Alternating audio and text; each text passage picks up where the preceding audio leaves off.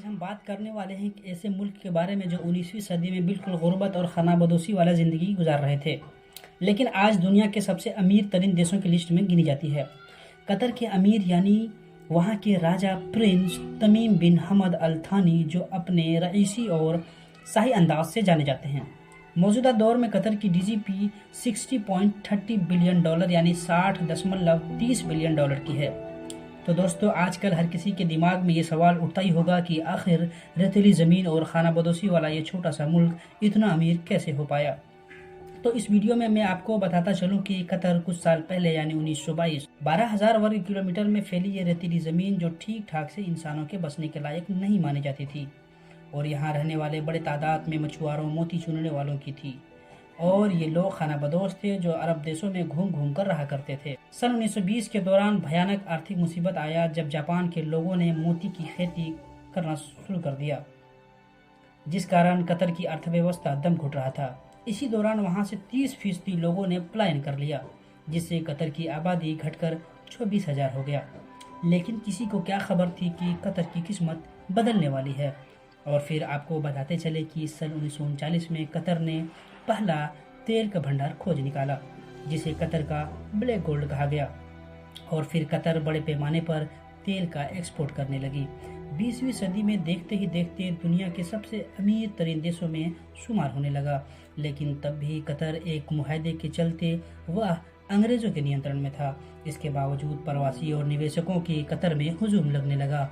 1950 में कतर की आबादी 25,000 थी, और ये 1970 में ये आंकड़ा बढ़कर 1 लाख से ज़्यादा हो गया।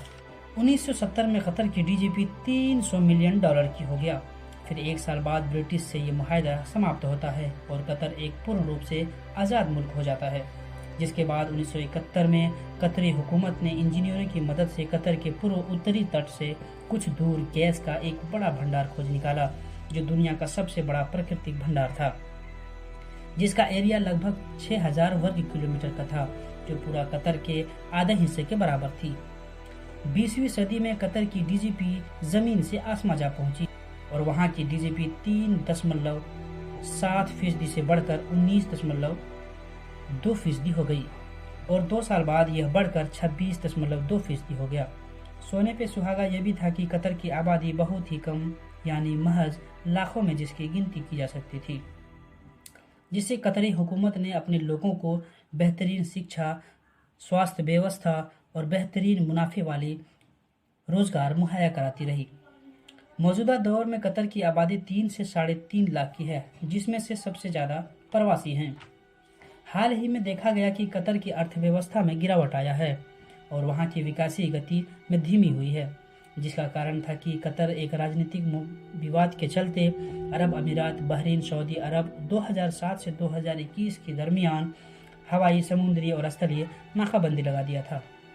कतर की डगमगाती अर्थव्यवस्था का मुख्य कारण ये भी माना जाता है, लेकिन कतर ने दुनिया को अपनी अमीरी और साहस होने का रौब फीफा वर्ल्ड कप के दौरान दिखा दिया। सन 1922 में कतर में हुए फीफा वर्ल्ड कप के लिए कतर ने 2 लाख बिलियन डॉलर खर्च कर दिया, जो दुनिया के सबसे महंगा फीफा वर्ल्ड कप रहा। और साथ ही ये भी कह दिया कि टूर्नामेंट के दौरान कोई भी ऐसा काम ना किया जाएगा जो कतर के नियमों के खिलाफ होगा। और कतर एक इस्लामिक कंट्री है, तो साफ लहजों में ये कहा जा सकता है कि कोई भी ऐसा हरकत ना कर सकते हैं जो इस्लामिक मजहब के खिलाफ हो। तो दोस्तों, इस वीडियो में आज इतना ही।